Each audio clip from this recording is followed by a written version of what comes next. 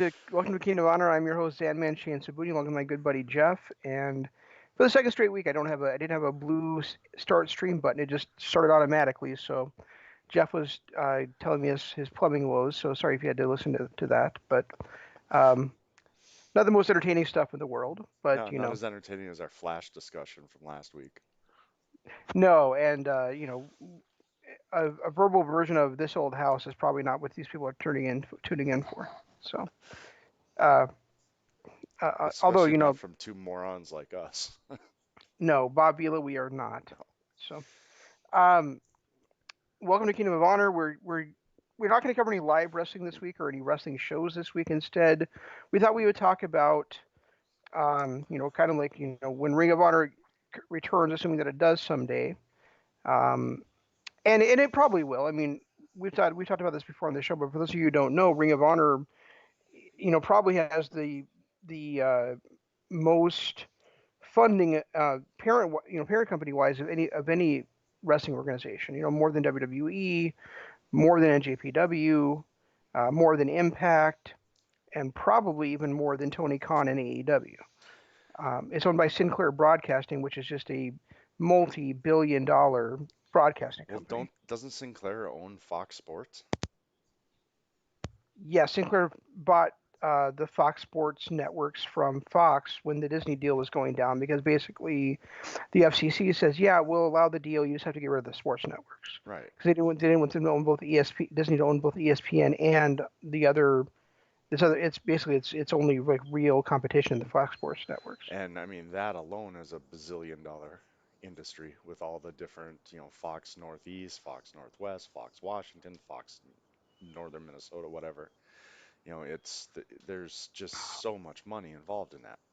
And that's one of the things that I actually was thinking about today.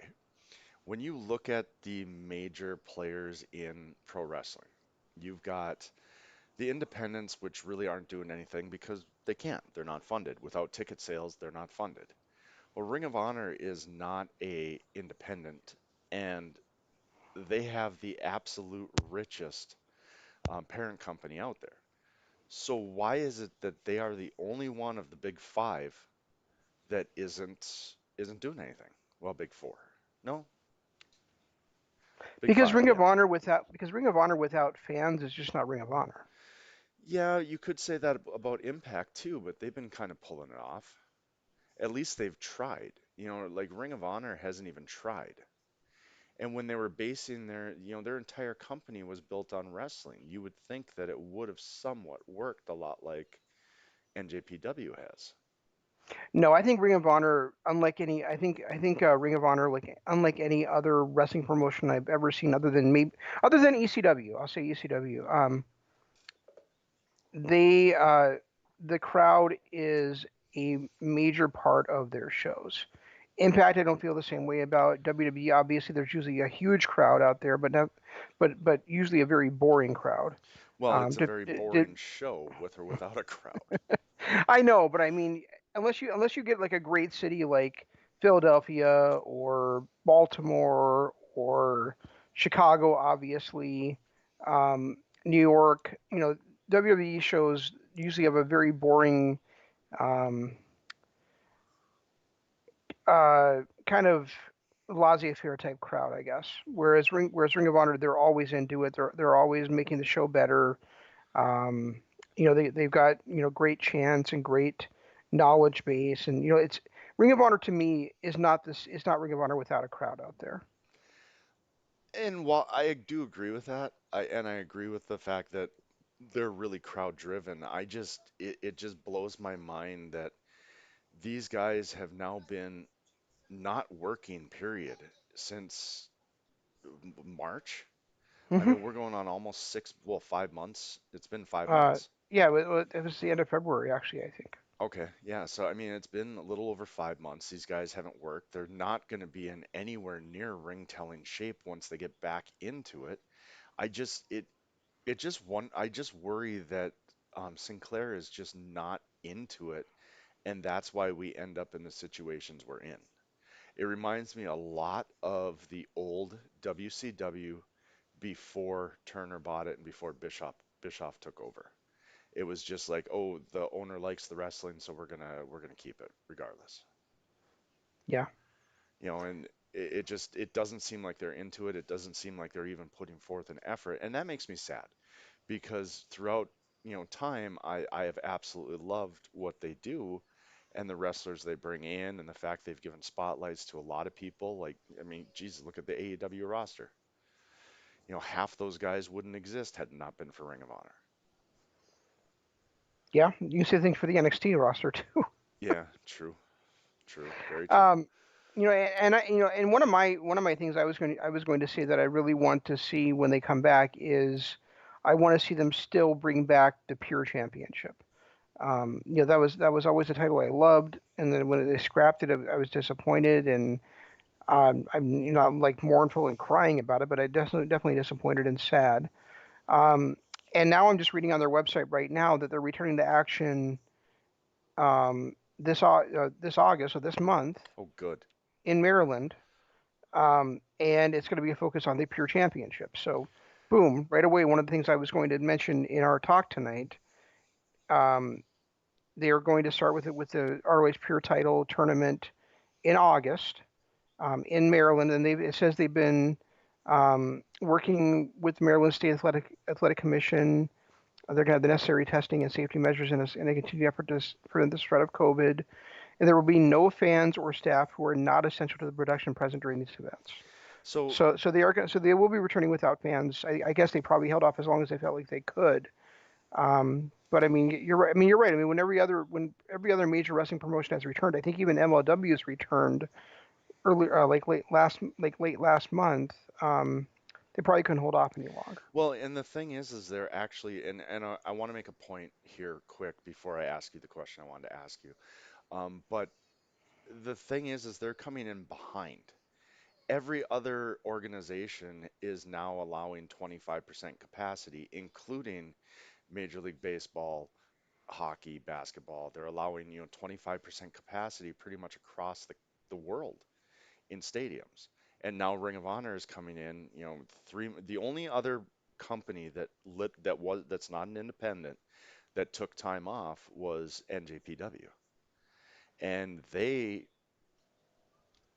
came back, what, 3 months ago, 2 months ago? Beginning End of June, beginning of July. So it's been about, I don't know, like 6 weeks. Right, and they came back under the no fans in the audience, mantra. And now Mm-hmm. Ring of Honor, when everybody's allowing 25% capacity, they're saying, no, we're not going to have fans. So I just don't know where they're going with anything. But regardless, I'm glad they're coming back. I'm glad to see it. Now this is the question I had is I don't know anything about the Pure Championship. It was gone by the time I started watching Ring of Honor. I've seen a few matches here and there. I know it's considered a wrestling championship. I know there's different rules, like they only allow two rope breaks or three breaks a match. Then it's just whatever. Mm-hmm. But I don't really know much about the rules with it and what makes this a pure wrestling championship. Because in my mind, when I think pure wrestling, I think it's technical wrestling only. Well, at the time that the Pure Title originally, We lost you there. um, and for like the first 9 years, or the first 7 or 8 years, there was no count out. Okay. Um, you know, the referee at his discretion could disqualify wrestlers for being outside the ring for too long, and which I never actually saw happen. I mean, I'm not saying it didn't happen, but it didn't happen while I was watching. But pure title matches did have a count out stipulation on them because it was supposed to be pure, a pure wrestling title.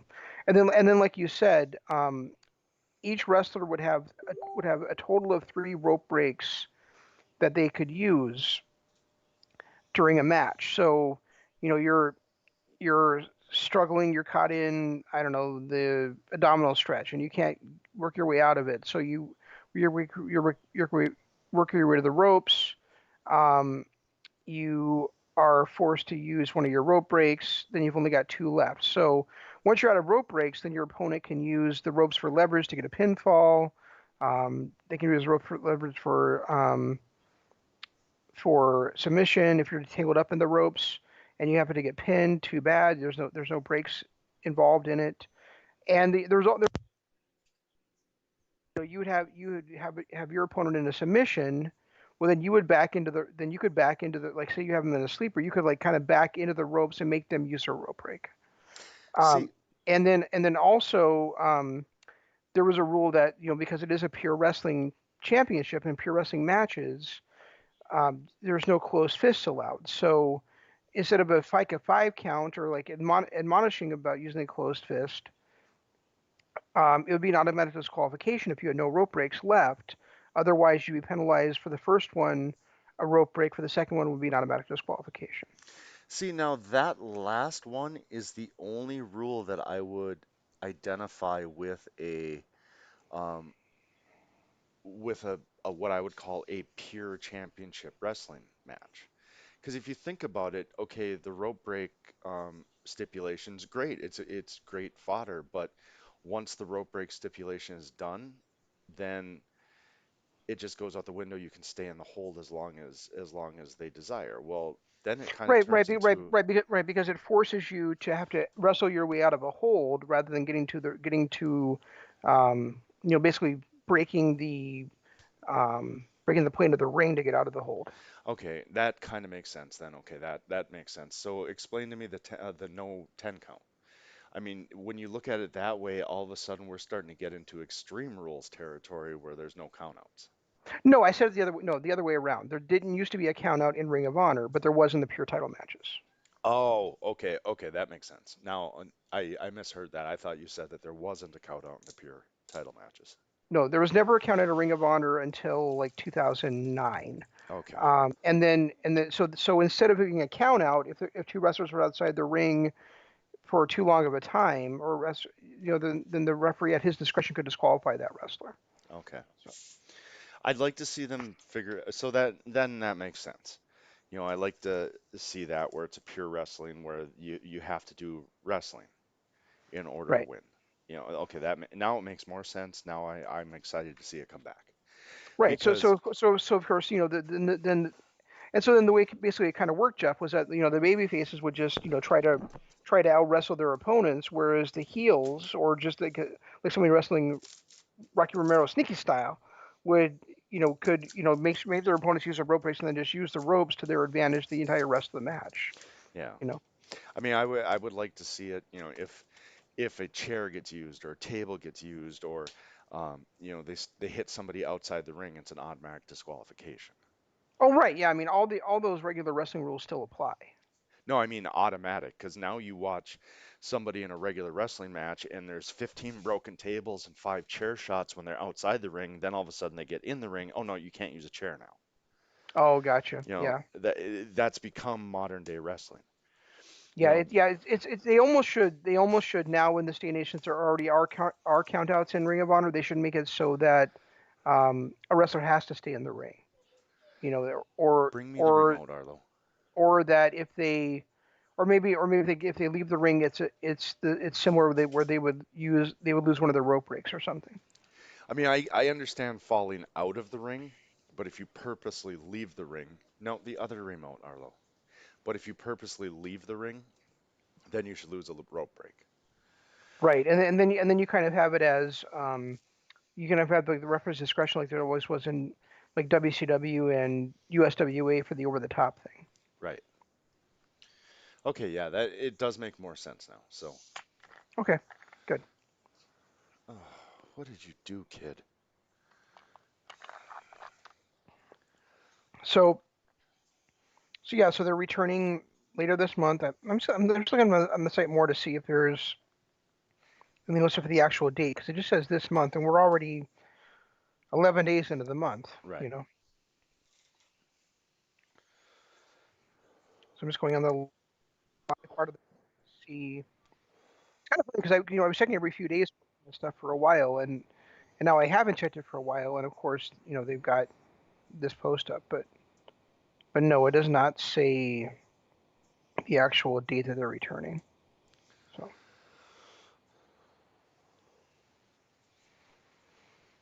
they still have all the old stuff about like past versus present and the anniversary show and that kind of stuff on here. Yeah, it just says August 2020.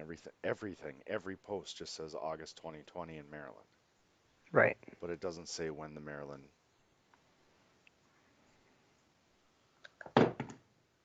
Well, No, it that's doesn't say odd. doesn't say when or where in Maryland. I will say this, they've used this on the app. I mean, granted, I'm not entirely satisfied with the way they did it because I don't like just blacking or blanking out and then us still watching a dead silence during entrances. But at least they did go back through and take care of some of that and put a lot of the older shows on Yep. through every year of the first 11 years of existence. Yep. So They did do that absolutely. yeah, so I am happy about that. That made me happy. Um, but I am a little disappointed with the fact that, a company the size of Sinclair didn't do more to it's weird because I have mixed feelings about it. I personally think everybody should be stuck at home, but I also think that if they wanted to continue, there were safety precautions in place, and Japan proved that 3 months ago. Well, 6 weeks ago. Yeah. But you like you and I've talked about before, whether fans in the United States will be willing to do what the fans in Japan have always been willing to do is another question. And that Japan is impressive. I'm not gonna lie. The fact that they're told not to shout and they don't, they just clap harder or stomp a little more. They're told not to actually, use their mouths to make noise, and they abide by those rules. It's just amazing because you would never see that in America. No, I really don't think so.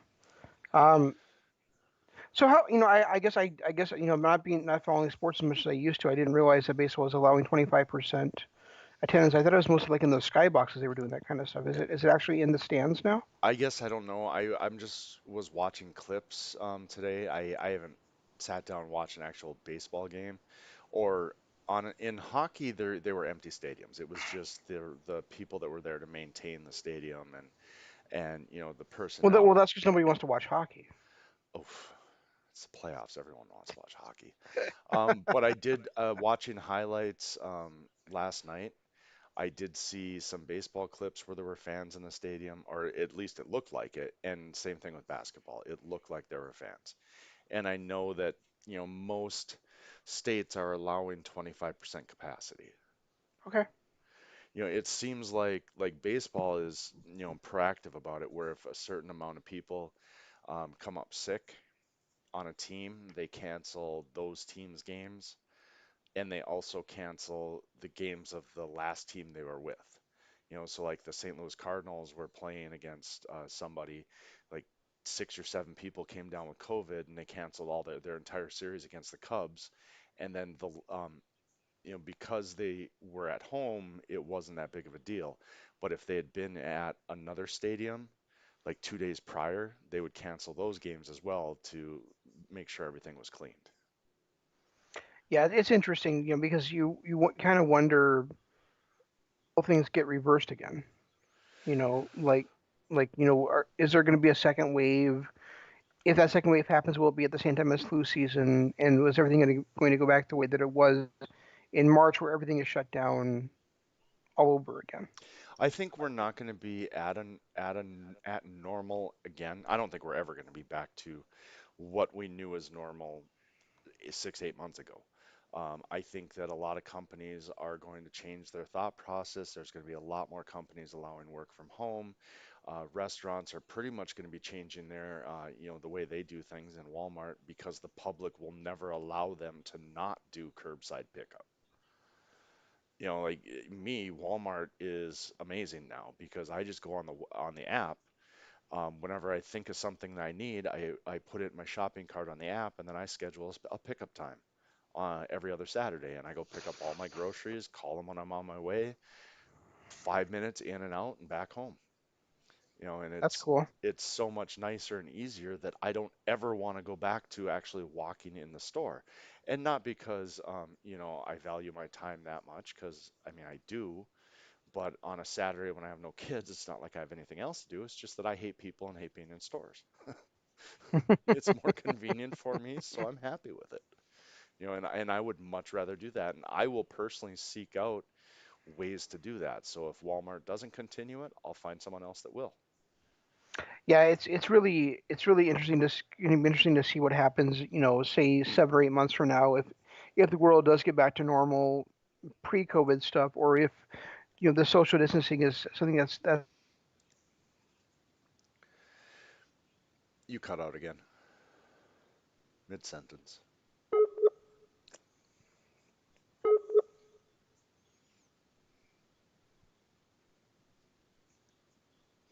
Actually, it looks like we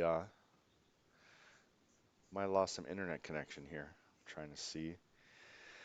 Um, Looks like we're still going live on the channel. Everything looks good. It must be on Shane's end. But yeah, I mean, I agree with Shane. It's going to be interesting to see how the world reacts post-COVID.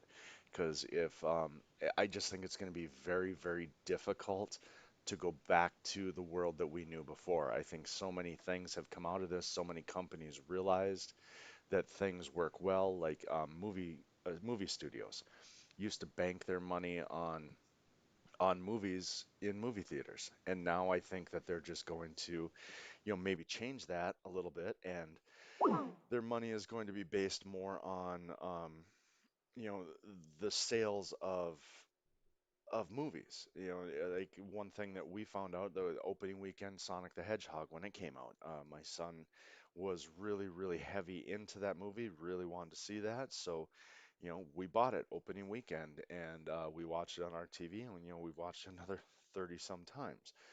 But the reality is that I just don't know if the world's going to be able to go back to what they were before. I just think too many things have changed. Too many things have become more convenient for our society. And I think that, while movie theaters are still a place where I occasionally do want to go, there are times that I'd rather sit at home with my kids and watch a movie. And I would rather sit there than go to the movie theater. Now, in the same respect, movie theaters are a great thing, and I do go there quite often, and I enjoy them. And I, have my popcorn and go there for the big budget films, but I don't always want to go there for a movie like Sonic the Hedgehog. So, it works out well. Um, and again, too, with restaurants and things like that. So, finding out where Shane is, not really sure. He hasn't come back yet, but um, we will kind of continue with the Ring of Honor talk. Now that he's explained the Pure Championship, I'm actually excited to see that. One thing that I really, really want to see happen is for them to be more consistent with their face versus heel storytelling. Um, and yeah, looks like here's Shane back. So let me answer the phone here. You back? well, that was interesting. My Skype just shut down out of complete nowhere. Yeah, I kind of figured it was So yours because I'm still showing excellent connection, and I've had so many bad things happen with this connection today that I was praying it wasn't me again. But I was just explaining that I think there's a lot of things that I kind of stuck on the COVID talk. Um, I just hope I hope that companies realize kind of the money making, you know, avenues they have here. There's a lot of people, myself included, that I don't go to certain movies because I don't want to um, sit in a theater and waste my money for a movie that may or may not be good. It's like, one of the Marvel movies, a movie that I'm really looking forward to, I'll go and spend the money. But I'm not going to spend the money on Sonic the Hedgehog, even though my kid really wanted to see it. hmm So, if movie theaters continue like they're doing now, where they give it to a theater, but maybe for an extra, you go to a theater, you can watch the movie for 12 bucks. You buy it when it first comes out, it might be 25. You charge me 30 for that same movie, and I'll sit at home and I'll pay that extra $5 to sit at home and watch it. Especially, if it's one that I think I may end up watching more than once, like Sonic the Hedgehog. I mean, we've watched that one 45 times because my kid loved it. That's very interesting you say that because I don't know if you saw this or not, but Disney is trying something new on Disney Plus. Not sure if it's happened already or if it's happening soon, but the live action version of Mulan was supposed to come out in theaters and it missed its date, and so now it's being set, it's become a premium offering on Disney Plus. So, a movie that probably will eventually be on Disney Plus eventually anyway, is now, but you can watch it right now if you want to pay $30 for it. You know, And it's and not, and it's not a renter. It's not a rental. You actually will own the movie. yeah, it'll go into your legitimate library. Right. You can buy it as a digital download. That's kind of what Amazon was doing there for a while too. And I love that. I love that feature. And if it's a movie that I would rather watch, that I think, because there's certain movies, you're going to like them. You know it's something that's going to end up in your library just because of the movie. Or because, your kids dictate it or whatever. You know what your kids like, so you know they're going to love it. Kind of like I did with Sonic. So I didn't have a problem buying that movie.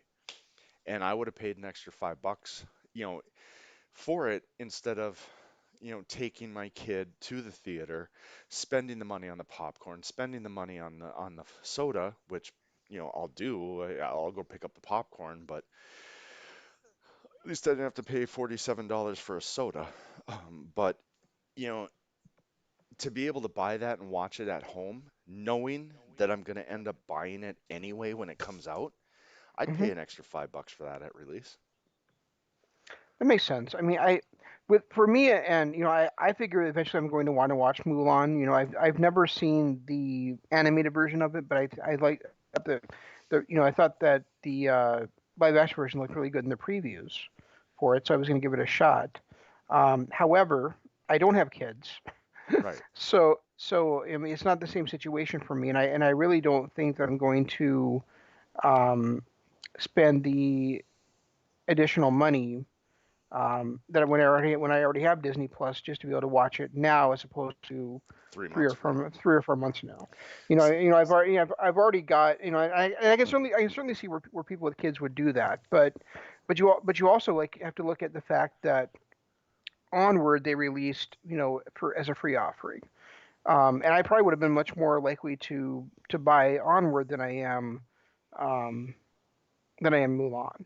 Well, he, Um, and I also and I kind of look at it like yeah it's a convenience factor, sure, but I don't have any kids to worry about. I'm sure if my granddaughter really wants to see it, my son will buy it for her. right. So I don't Well, need to worry about that aspect of it, but I mean here's it's a just not perfect something ex- that me as a fan who has like lots and lots of entertainment choices feels it necessary to purchase a movie um, that's coming out now when I could easily wait for it to be on a streaming well, service. okay, here's a perfect example. John Wick. Yeah. Um, I saw the first two in the theater. Or no, I saw the first one in the theater. The second one, I just didn't have time to see. Have they had two or three now? Whatever it was, the last one. They've I had three now. Okay, the last one I couldn't see in the theater. I just didn't have the time. Next thing I knew it was out, and this movie that I really badly wanted to watch, I had to wait another 6 months before it came out on DVD, and then I bought it. In a Hmm. situation like that, it would have been nice to, hey, we're getting to maybe the second to last week it's in theaters, it's been out for a while, I'm not finding time to go see it. Maybe I'll spend $30 on it now, pay that extra $5, watch it now at home when I have the time, because I'm gonna buy it anyway, because it's John Wick and I love the entire series. Yeah, and I don't know if you noticed. I don't know if you know this, but just actually like last week they announced that there will be a John Wick 5, and they're filming it back to back with 4. Yep, So they're filming them. so It's supposed to be like a two-parter, I guess, because they're filming them back to back, a lot like you know, um, the Lord of the Rings were. right. But yeah, I mean that is a great example too because that's probably something I'd be willing to pay money for also. I saw the third one in the theaters. The first two I saw at home. So First two I that's saw, how I did it that. was the first one I saw in the theaters. Second one, I didn't even realize because I wasn't really following like social media or anything at that time. Third one, I was pumped about, couldn't wait to have, couldn't wait to see. Never got a chance to in the theaters. And then when it was finally out of the theaters, I had to wait another, I think it was another 4 months before it came out. And then I paid 25 bucks for it on DVD because I knew the series, I knew what I was getting into, I knew I was going to like it. Granted, there are certain movies that you want that big screen feel. Star Wars. I want to go see that on the big screen. I don't want to watch that on my, granted, I have a, you know, 74-inch TV, but it's not the same as a, what, 300-foot TV. Um, and the surround sound and the theater experience, there's certain things that the theater experience is great, but that's another example of a movie that maybe somebody just didn't get the time to see it in the theater. Do you think that maybe they're doing this with Mulan as a test run to see how it does to decide if they want to do that with Black Widow or not? Possibly. Because I just look at this and I'm like, well, you gave Onward for free. You put both Star Wars: The Last Jedi and I'm the yeah was it last no Star Wars Rise of Skywalker and Frozen 2 on their you know basically at the same time they came out available to purchase. You put it on Disney Plus for free, and now Mulan you're going to charge people for. So it's just the timing seems weird to me on it. I guess is what I'm saying. It might be something new there, but then again, too, Because something because like. Black Widow I probably would pay the $30 to see. But the thing with uh, Disney is we know it's going to be free on Disney in, less than 6 months. It's not like we're John Wick, it's not all of a sudden going to show up on a streaming service because what they're doing, that company doesn't own a streaming service, so they're not going to throw it on their streaming service when it runs out of the theater. Where somebody like Disney Plus, they're going to. So Yeah, if you, I mean, gonna if you look at it that way, I don't know that I would. If I don't see it in the theater, I don't see it in the theater. I'll wait till it's free because it's going to be free in a couple of months.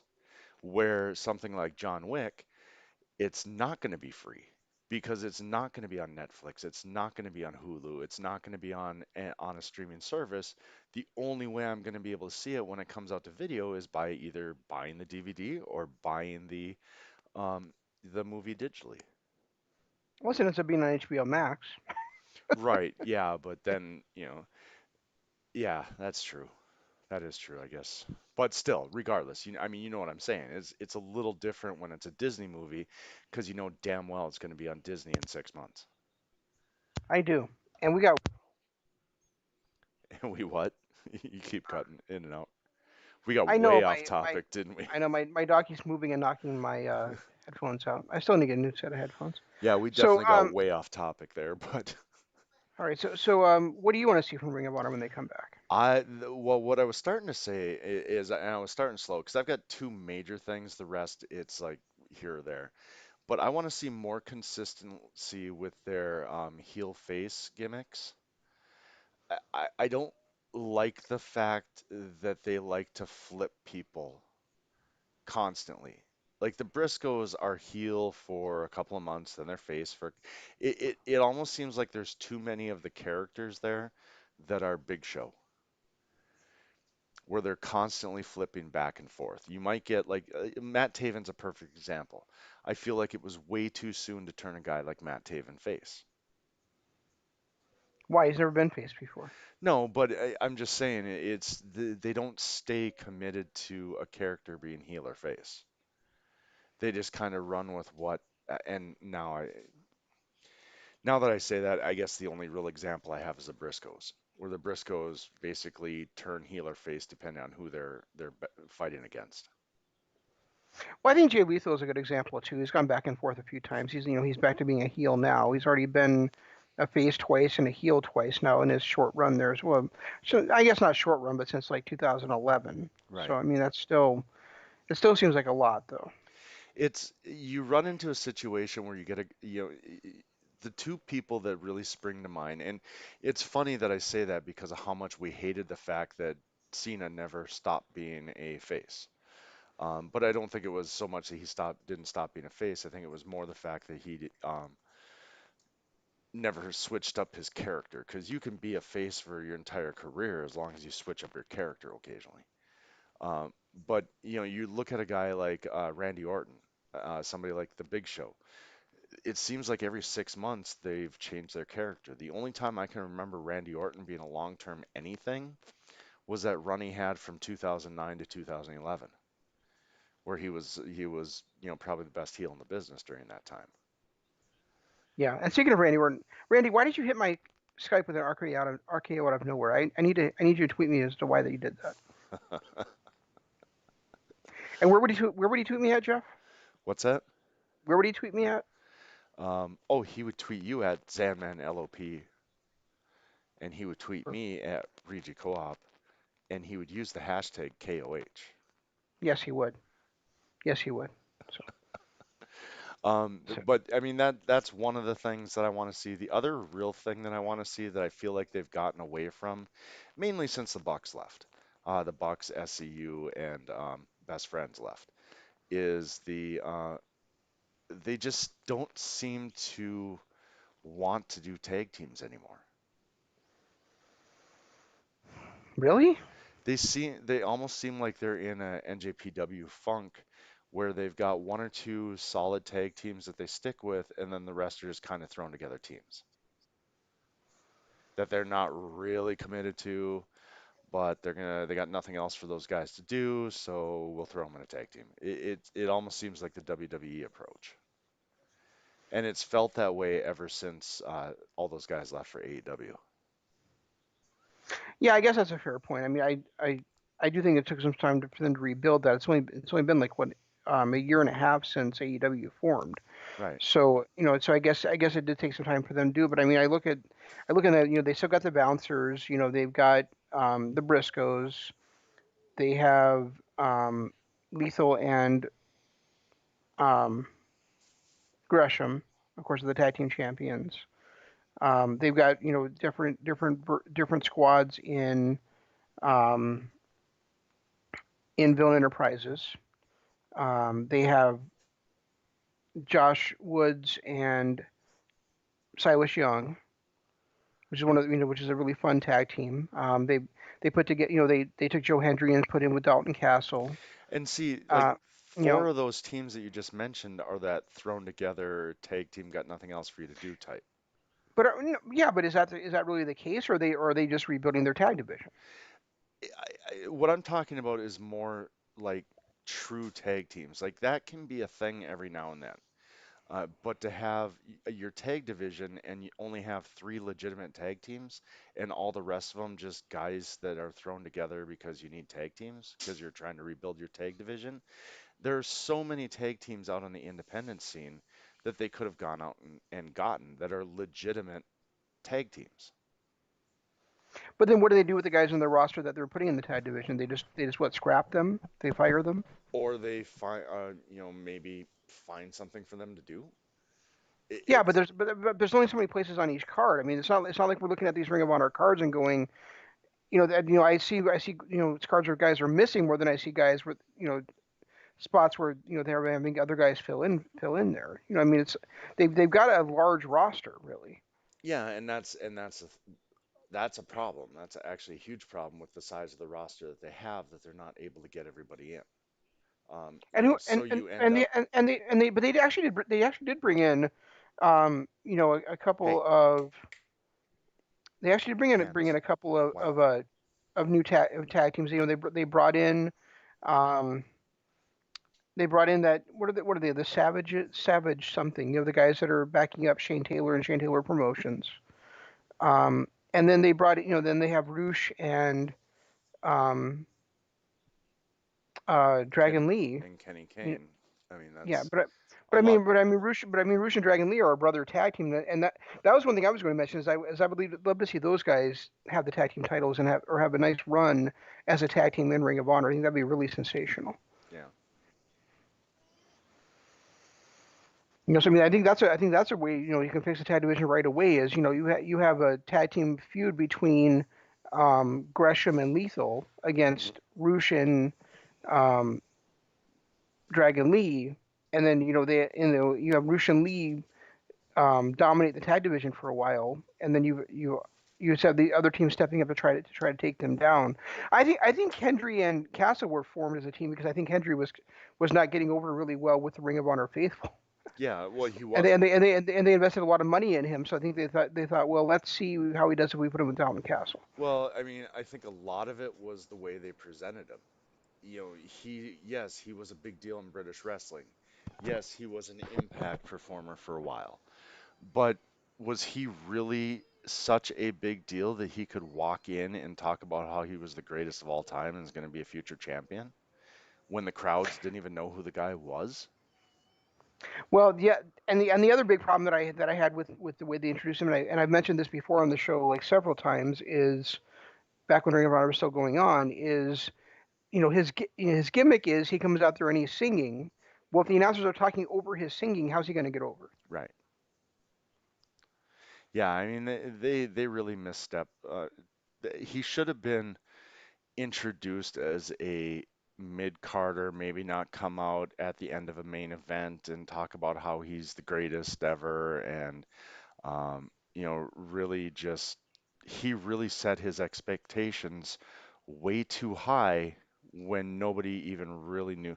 Well, I'm not going to say nobody, because if anybody was going to know who he was, it would be Ring of Honor fans, because they are a little more intelligent when it comes to that. But ultimately, for the average everyday person, it's not like they were running Hulk Hogan or set Randy Savage or Ric Flair out there, or anybody, Seth Rollins or somebody like that. He was a virtual nobody to American audiences.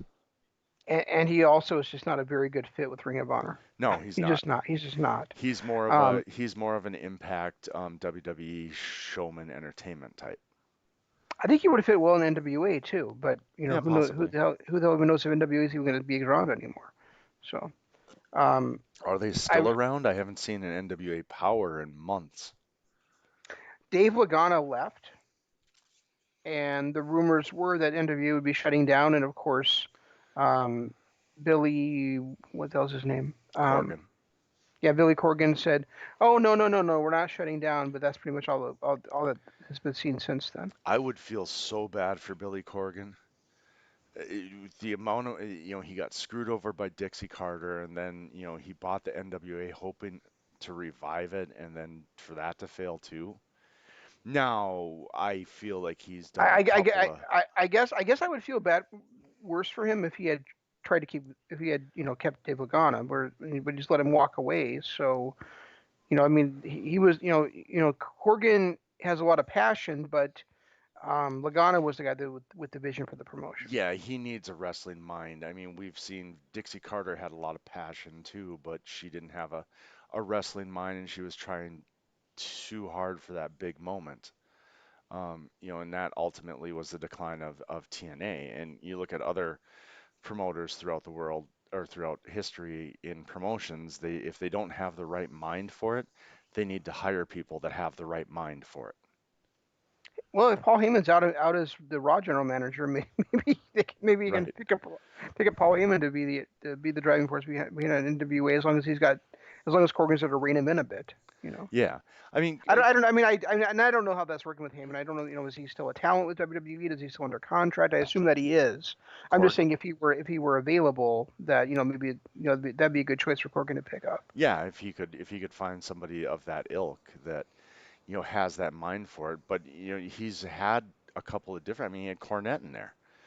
It's hard to find anybody on the planet that's a better wrestling mind than Jim Cornette, Yes, but Jim Cornette made that comment, and people got out, which jumped all the way down his throat about, and that probably was not going to work in the current climate because of that. it's funny because that comment was made, what, 8 months before the whole Twitter gate started and everybody started getting fired. Hmm. It's just I'm already frustrated with the way that the world works and being so offended by everything that happens that I remember going off on this show about it, and then less than 6 months later, everybody and their brother is losing their job. No, I know, and I agreed with you at the time, and I still agree with you. I'm just saying that I just don't think that Jim Cornette's ever going to get a high profile job in pro wrestling, at least not for a few years. No, probably not. You're probably right. He probably won't. Yeah, so it's just interesting. It's going to be interesting to see what happens with NWA. I would have loved to have seen Ring of Honor pick up Nick Aldis. I think Nick Aldis would have been a great fit for Ring of Honor instead of. I was just saying to see Joe Hendry because I like Joe Hendry. I just didn't think he was going to work in Ring of Honor. No, and I agree with you because And and he doesn't and have that fit. Yeah, he's an entertainer. And that's what he's good at, is entertaining. He's not good at what makes Ring of Honor Ring of Honor. right, any chance he was going to have, the announcers fucked up by just talking over his entrance every time. Right. So Right, exactly. You're 100% right. And he's another one of those guys I just think got introduced so poorly. I think the way that they introduced him was such a letdown because it's hard for somebody that doesn't have a name like a Flair or a Hogan or a Cena or an AJ Styles to walk into a company and handle that kind of expectation. yep, exactly. And he's got he's of course his the theme song goes, "I believe in Joe Hendry." Well, I do, but not in Ring of Honor. So, Right, exactly.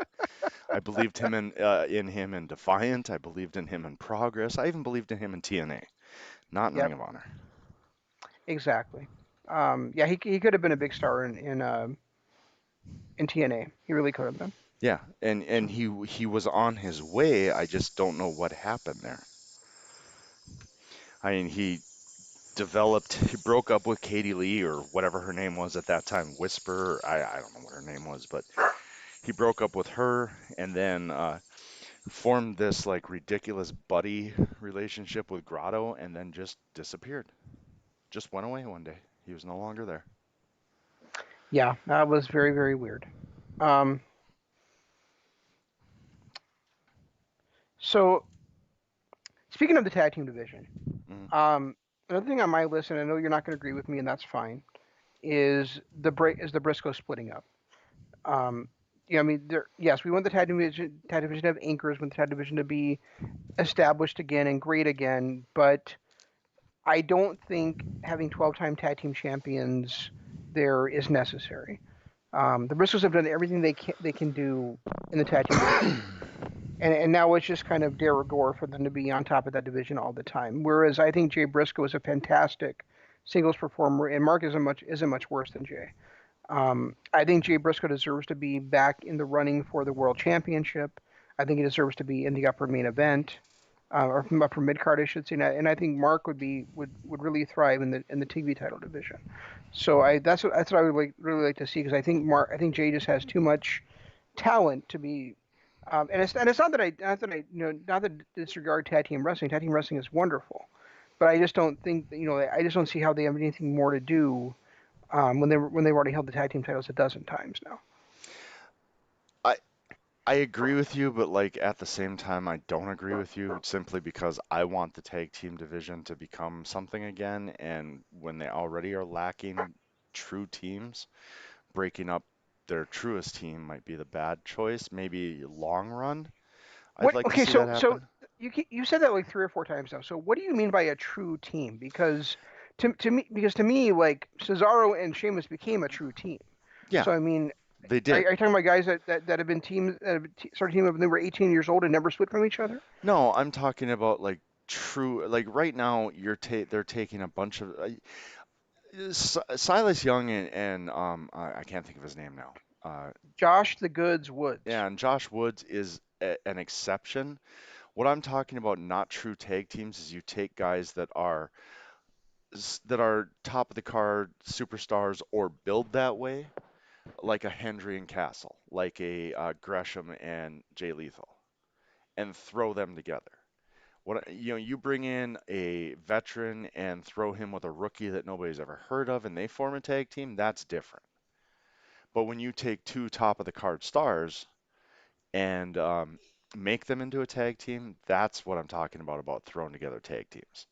Or you count a trio, any variation of them. Like if Villain Enterprises had a true tag team, and then they had the one guy, kind of like a four horseman type thing, where they had the one guy that was mid card, one guy that was top of the card, and then one true tag team, that would be different. But saying, well, any variation of them is like saying any variation of the Kingdom was a true tag team, which it really just wasn't.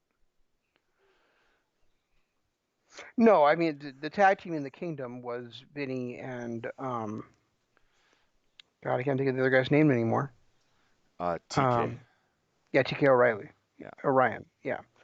Um, yeah, I mean they just been hit by the injury bug so much, and they lost they lost a lot of their tag teams in the AEW move. So I think they've done a good job rebuilding. I wouldn't actually consider Jonathan Gresham and Jay Lethal to be a thrown together tag team. I think they told that story very well over 6 months about how the two had mutual respect for each other. They started teaming sporadically, then they gelled into a team. So I mean I understand your point. I just don't think you can say Lethal and Gresham in the same voice as like when John Cena and Shawn Michaels were tag team champions together. No, I You mean know. that was, or the two-man power trip is another one that comes to mind. And I'm not saying it like that, but to me, Sheamus and Cesaro were that way. But yes, when really gelled and became the Bar, they became a great tag team. Same thing with New Day. New Day with Kofi and Big E became a thing. Um, Hmm. but it was years and years of them working before that gelled. Now, in 2 or 3 years, we might look at Gresham and Lethal as a legitimate tag team, and seeing them apart might be a little bit odd. But it's like, and I get it, they lost so much. I mean, Jesus, they lost what, four tag teams in that AEW purge, and then South Coast Connection comes back, and was it South Coast Connection? Coast to coast connection. Coast to Coast comes back, and immediately that dude got hurt again. Yeah, You and they know, and they lost and they lost Red Dragon. They lost a lot of teams over the years. yeah. So So I mean, I get it where they're kind of. I would like to see them. I mean, one of the things that's making AEW so great, yes, they've got the few established tag teams, but they've also got some young up and coming tag teams that one of them they're not using right. I don't know if they're stuck in Mexico or what's going on, but and then like Private Party. When we were watching that Impact special, we both fell in love with that tag team that was the second running behind Private Party. hmm Why wouldn't Ring of Honor make a play for them? That's what I'm talking about. I mean, there are some tag teams out there that, yeah, they might not be really well known, but they're so talented that they can become well known in a short period of time. yeah, that's a fair point. Yeah, that's a really good point. I see where you're coming from. I feel like there's too many of the thrown together tag teams that, yeah, those, they happen. Those happen. Eventually, sometimes you hit, and maybe 1 out of 10 of those will work, like it did with Cesaro and Sheamus. But ultimately, if you're going to throw together a tag team, make it a couple lower mid card, maybe curtain jerkers. Make it a top level star with a newcomer.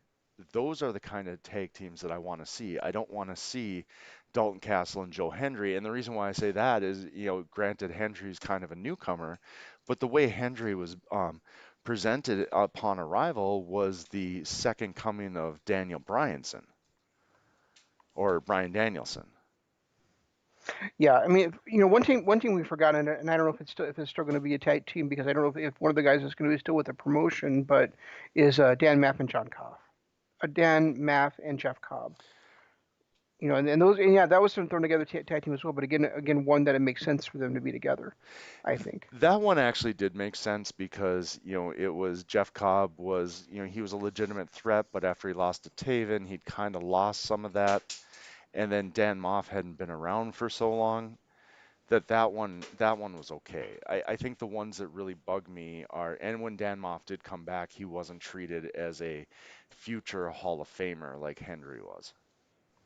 Right, and I guess the other thing I would say about this discussion is they were really pushing the stables. as everything's kind of fell apart. And and I think that when you have that many stables, you may not need to have established tag teams, because then like any member of those stables could theoretically be a challenge for whoever the tag team champions are at that time. Yeah, and at the time too, it was a lot of three-man stables. I Right, think the only four-man stable was Vinny's crew, and the only reason that was a four-man stable is because it had a woman. right. So, I That's mean, not that. Well, no, Villain Enterprise was four people, but other than that, yeah. oh, that's right, I forgot. Yeah, for some reason, Flip joining them still kind of escapes my mind. I don't know why, but when I think of Villain Enterprises, I don't automatically come to Flip. Well, speaking of Villain Enterprises, how about we talk about another thing I'd love to see, which is the fucking villain being the fucking villain again, Yeah, yep. and taking the title he should have had over 3 years ago, over 2 years ago now, That was actually on and my list too, is more emphasis on the most polar or not polarizing, but the one that everyone wants to see is Marty Scurll. right. Ring of Honor fans, they want to see Marty Scurll, and it's been He that is way the for. he is the draw in their promotion right Mhm. now. And if they really want to succeed, ride him to the top. Now it's probably never going to happen because he's the booker, but that's one of those things too where I agree with you. I want to see that. Yeah, I mean, and so we talked about this before. He should have held it, won the world title at Best in the World 2018. So I mean, we're 2 years and about 2 months away from when he should have held the title, and they went really downhill, putting the title first on Jay Lethal and then on Matt Taven. Not that I think Taven did anything wrong, but I think he had a lot to try to recover from Jay Lethal's boring as fuck title reign. Um, and he just couldn't do it. Um, doesn't mean he can't ever do it. Doesn't mean they shouldn't have put the title on him. It's just that I think that those two reigns back to back, coupled with the disappointment of Marty not getting the title, really hurt the promotion quite a bit. Yeah, I 100% agree with that. I really think that they missed the boat on Marty, but I don't think they completely missed the boat on Marty. I don't think he's as hot as he was 2 years ago, but I think the fact that he is the draw he is, the fact that he's the character he is, if he goes back to that character, and I think he can easily become their top, well, he's already their top draw, but I think he can become a draw that actually brings new people to the promotion. Yeah, I totally agree. And that's what I think what really need to see, and um, hopefully we do see it sooner than later, because I really don't think having Roosh. PCO as your world champion is going to keep paying the bills. Well, it's Roosh now. He lost it. Didn't he lose it back to Roosh? I Oh, thought he, that's right, he did, didn't yeah. he? I totally forgot about that. I mean, they after that jumper cable spot, I think they might have realized that this should be a short-term champion. Let's put this back on Roosh. I totally forgot that Roosh won the world title like 2 weeks before COVID killed everything. Yep. So, Well, and I do kind of like the LA or the Los Ingobernables version that they're doing. I don't know if that's what they're calling it, but I do like it, and I like the setup they did with it, where Kenny King was just weirding everybody out with the whole all of a sudden talking Spanish with the chick ring announcer hmm or ring girl or whatever, the bell ringer, whatever the hell she was, timekeeper. Jenny Rose. Yeah, where just all of a sudden he starts talking Spanish, and that goes on for a couple months, and nobody really knows what's happening. Then we find out it's because he's aligning with Dragon Lee and Roosh. Yeah, I thought that was a brilliant bit of storytelling that I don't know who came up with it, but whoever did, that dude needs to write more of their stories because that was one of the most intriguing stories I've seen in a long time in any promotion because it was confusing, but it kept you guessing the whole time. You really wondered what was going to happen, and it didn't go on for too long. It went on just for a couple of months before the reveal. Hmm. It was done perfectly to the point where you were left wondering, you were left questioning, you were left watching to see if maybe this week we're going to get the reveal, and they didn't drag it on for 6 months. It was only a couple of months, and then they gave you the reveal, and it all made sense at that point. So it was still fresh in your mind. You weren't sick of it. Whoever wrote that story just needs to be writing more stories. That's all I'm going to say. Absolutely. So the roll call right now is, since I was totally off on who the world champion is Roosh is the world heavyweight champion, or I'm sorry, the ROH world champion. They don't have heavyweight titles. Dragon Lee is the world television champion. So Los Ingobernables controls both of those belts. Um, Lethal and Gresham, of course, are still the tag team champions. And then the team of Bandito, Flamita, and Ray Orus are the six-man champions.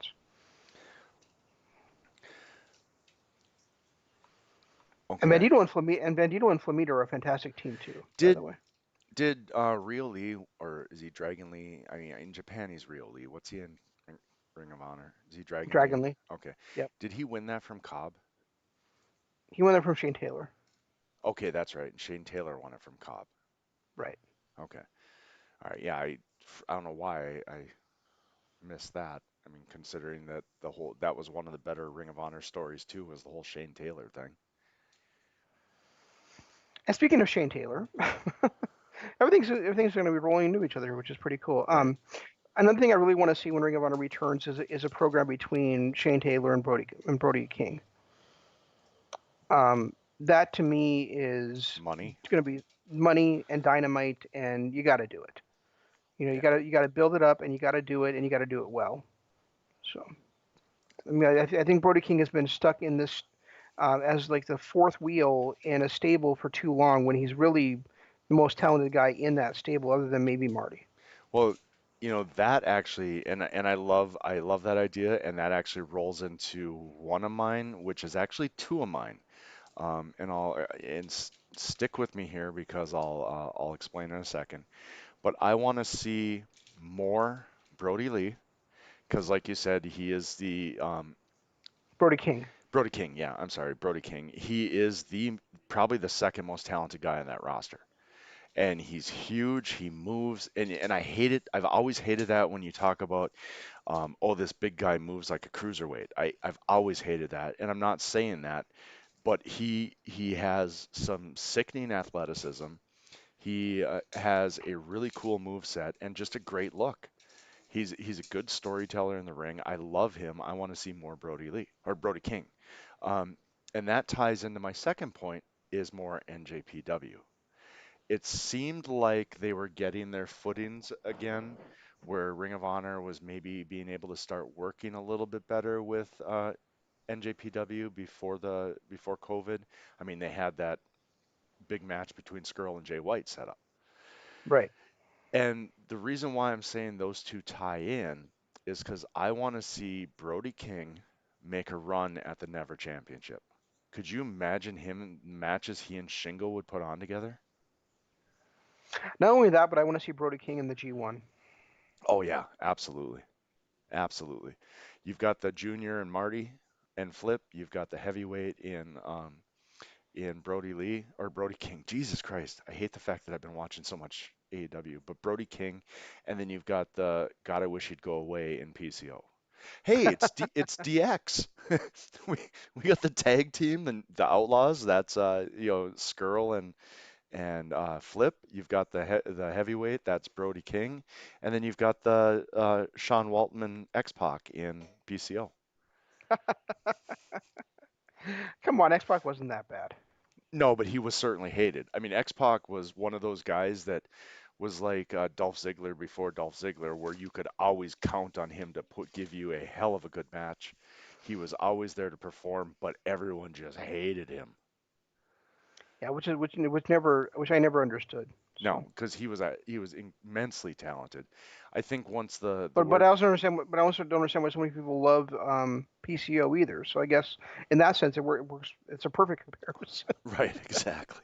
I guess you're right. We don't understand why they hated X-Pac, but love PCO. But yeah, Uh, I mean, if and that's why, I'm glad you brought up Brody King because that really kind of tied into 2 points that I'm making, and I really want to see Brody King in that in the G1, but I think he needed a few years before he could really make an impact there. But to see him in like the Never battle, maybe a series against Shingo would be absolutely astonishing. yeah, it would be. It just, I guess, for both of those things, the question is, um, when is the travel going to be possible between the two countries? Right. Yeah, you're right. I mean, I did recently read that the most likely time that we're going to see Will Ospreay is in the G1, but he's in Great Britain, not the United States. So I mean, we still have no timetable on when guys that are actually in New Japan Hey, talents are going to be able to return to Japan, like Jay White and Juice and David Finlay and the Gorillas of Destiny and Kenta. Those guys are all signed to New Japan Pro Wrestling contracts, but can't actually wrestle in Japan for that company right now, which is why it's good they have this NJPW Strong going on with that United States-based New Japan Cup. yeah, and you told me about that, and I'm so excited for that. Like so excited. I did watch, I don't know, and did you watch any Dynamite from last week? No, I've not watched any Dynamite for the last 3 weeks now, I want to We say. got we got the greatest tag team I've ever seen. Tay Conte and Anna Jay as a team. I Are they even better than Brandy and Allie? have no clue. Okay. I honestly, I have no clue. I couldn't keep my eyes off of them, but I have no clue what they did. Oh, you mean they're really hot? Oh my God. Okay. I'm trying to think. People all think Peyton Royce and Billy Kay are just, the greatest thing ever. But I haven't seen a tag team this hot since the first inception of the Beautiful People. Jeff, are you telling me that they're even hotter than Billy and Chuck? Oh my God. No.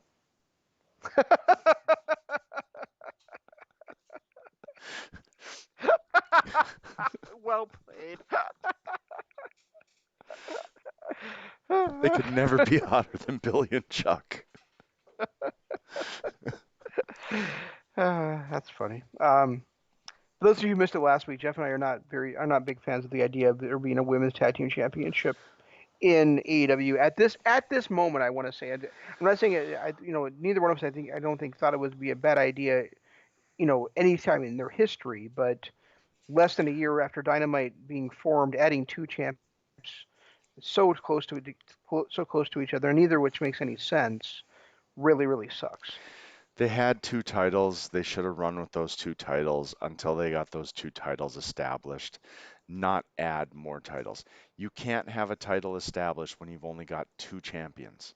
And then you run out there with the working man's championship and completely undermine your heavyweight title holder, by having the guy who's no longer allowed to wrestle for it be the champion.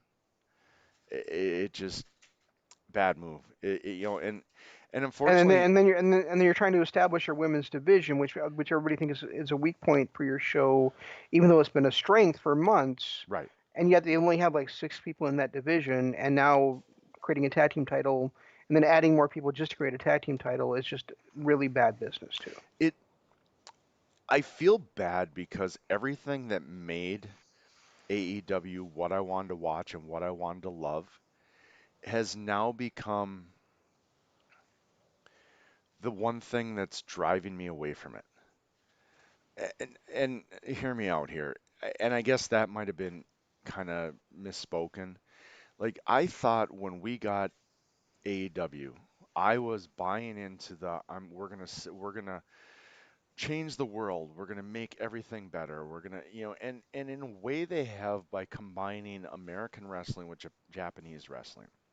The problem is I think they've changed that now and they're going a little too overboard on the American style. Yes, they are giving us the great wrestling matches with the NJPW feel, but ultimately their storylines are too short. They aren't seeming, they're not, it doesn't feel like they're really investing in anything long term. We've got issues with storylines being dropped and then picked up later and then kind of dropped again, but not really told with the whole Page versus Hangman thing. The elite being face, are they heel? Are the Bucks heel this week? Are they face this week? There's so many inconsistencies. There's so much entertainment that it's gotten away from what it was when they first started. And that Yeah, makes me sad. It makes me really sad because they become more Americanized than I wanted them to be. and maybe more damning than any of that is I haven't seen it in 3 weeks and I don't miss it whatsoever. I still have checked out things here and there, but I've been treating it a lot like I've been treating SmackDown. And the reason why I say SmackDown is because if I want to watch a show that doesn't really cater to me and it's out every single week, but I'm going to watch it for a good wrestling match here and there, I want to watch SmackDown because I can guarantee I'm going to get at least one good wrestling match a week out of AJ Styles or Daniel Bryan, whichever one of those two is wrestling. And I'm kind of getting that same feeling out of AEW. It's like, yeah, I'm gonna watch some storylines that don't really aren't. I'm not gonna get the payoff, or they're making some creatively bad decisions. But you know what? I'm gonna get a great wrestling match out of Page and Omega. I'm gonna get a great wrestling match out of this guy if he's on or that guy if he's on. But ultimately, I'm wasting 2 hours of my week to get 15 minutes of happiness. So I have been a lot like I do with SmackDown is I read the results, I see who the matches are, and then if it looks like it could be a good match or I hear it was a great match, I run and watch it. Otherwise, I don't care. Yeah, that seems like a good idea way to do it to me. But I guess I just don't I don't like want to read that because I don't like because usually if you read that you're also going to see who won the matches, which is always a detriment for me. It So does take away a little bit from the drama, like especially if you're really into the drama, but I've over the years been able to watch a match even if I know the outcome and still call it a 5 star or 6 star match. I did that with Omega and Okada, their time limit draw match.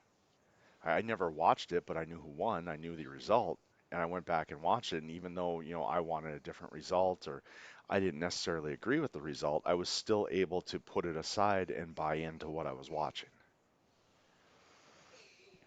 yeah, and I just can't do that.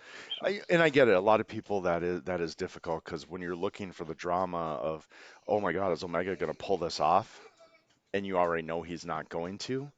It does. I can see where a lot of people, and yes, that does take a little bit of the excitement away, but it's never been a killer for me. yeah, I guess I just had never got into the whole it's the journey, not the destination thing. So Yeah, yeah, and that's kind of the way I look at it. I look more at I'm able to, even though I know the outcome, watch the journey and appreciate it for what it is.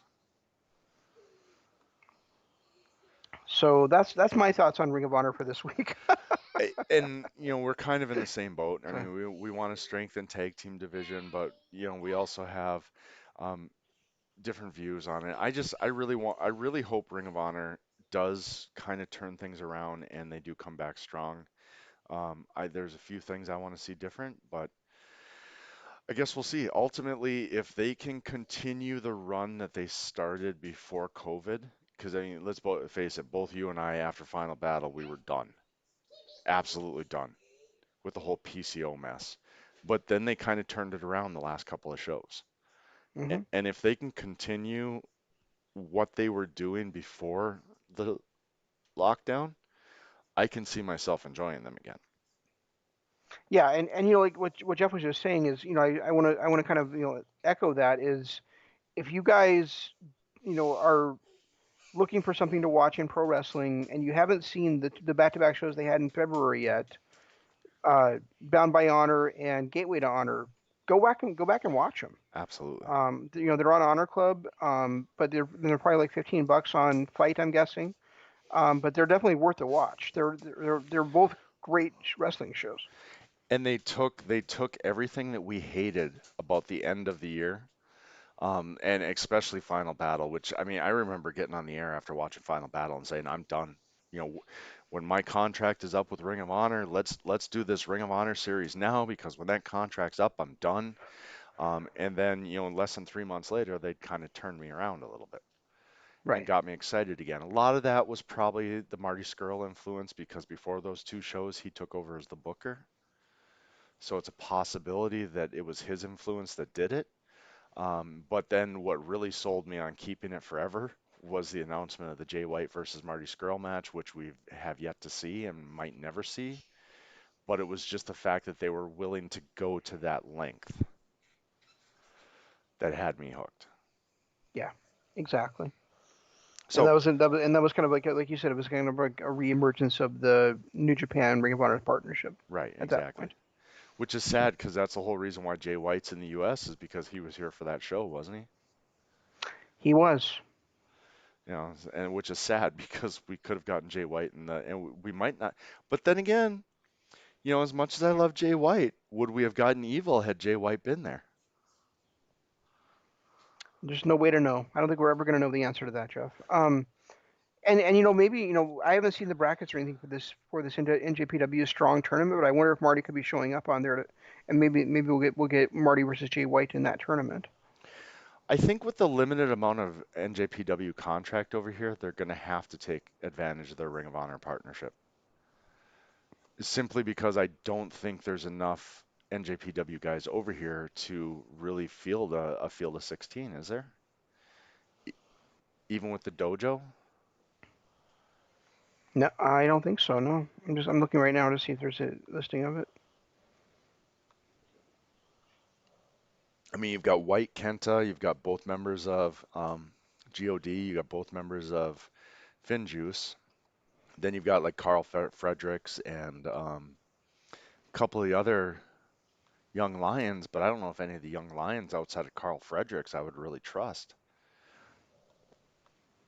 And uh, um, Tamatonga and Tongaloa aren't going to be there at the end.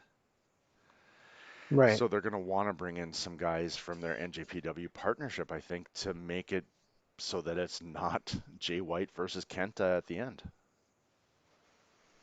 Okay, so I guess it's an eight-man tournament, and it's David Finley. So the first round matches are David Finley versus Chase Owens, Oh, I forgot Brody Chase was over King, here too. Brody King versus Nice, Tama nice. Jeff Cobb versus Tongaloa, and Carl Fredericks versus Kenta. So Jay White's not even in this thing. Is that only one half of it? No, that is the entire bracket. Is Jay White even over here, or is he in Austria Why would he be in or Austria? New Did you mean Zealand? Australia? I meant New Zealand, but yes, I, No, I meant Australia. But no, he's in Florida. Um, why would he yeah, not but be in it then? the best I can think is that the winner of this gets a shot at the United States Championship. He's probably not, and probably that's a little bit below Jay these days. True. But Juice isn't in it either. But I think Juice is injured right now, isn't he?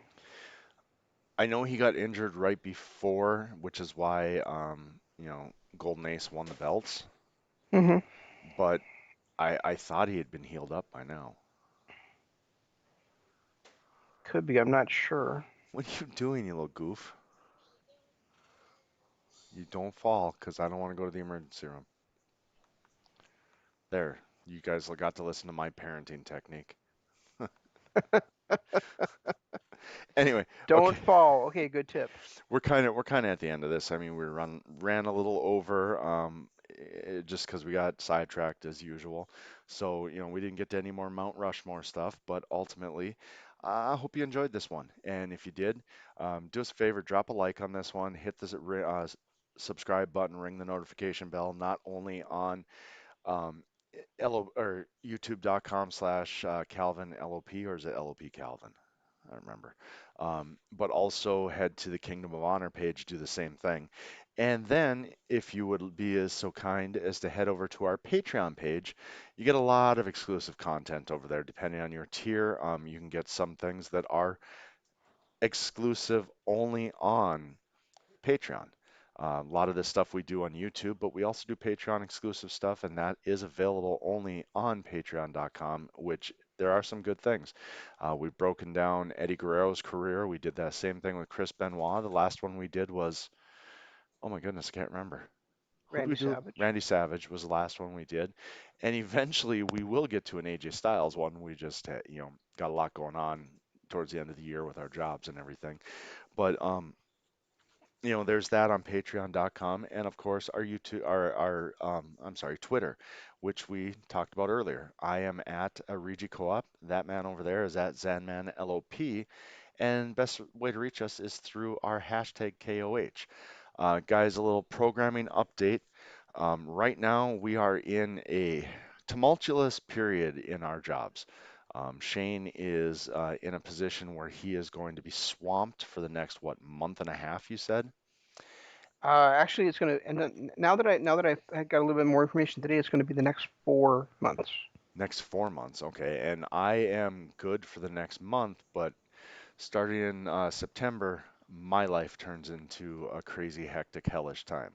So, as much as we love doing the YouTube show on Monday night, which is our pop culture show, and as much as we love doing the show on our Patreon exclusive show plus Kingdom of Honor, the other two shows may be hit and miss for the next couple of months just because, unfortunately we got bills to pay and that happens from our real jobs.